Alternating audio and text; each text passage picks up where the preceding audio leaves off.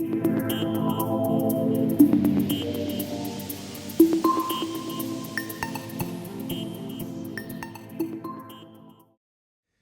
écoutez, d'abord une immense satisfaction, une grande fierté pour mes équipes.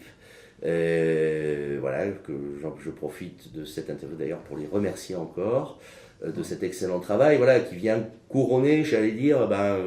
100 000 déclarations dématérialisées dans le monde vitivinicole sur 3 ans. La déclaration de récolte, la déclaration de stock,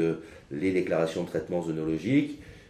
Et puis, j'allais dire, c'est à la fois l'aboutissement de cette première phase, et puis c'est un élan aussi pour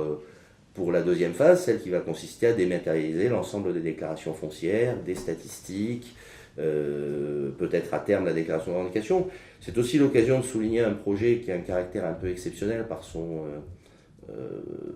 portage interministériel, c'est-à-dire que ce projet présente la particularité de réunir à son comité directeur l'ensemble des acteurs étatiques intéressés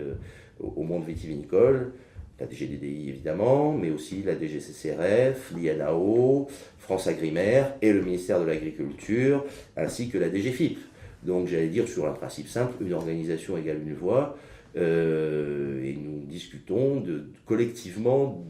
du nouveau casier viticole informatisé qui, dans notre esprit, dans le mien en tous les cas, doit devenir l'outil unique de la filière, celui qui gère l'ensemble des informations nécessaires au pilotage, au contrôle, à la gestion de cette filière stratégique. Stratégique pour la France, puisque c'est une filière extrêmement importante en termes de commerce extérieur, et c'est une filière d'excellence française qui exporte dans l'ensemble des pays du monde, j'allais dire, une forme de savoir-faire français. C'est donc pour la DGDDI,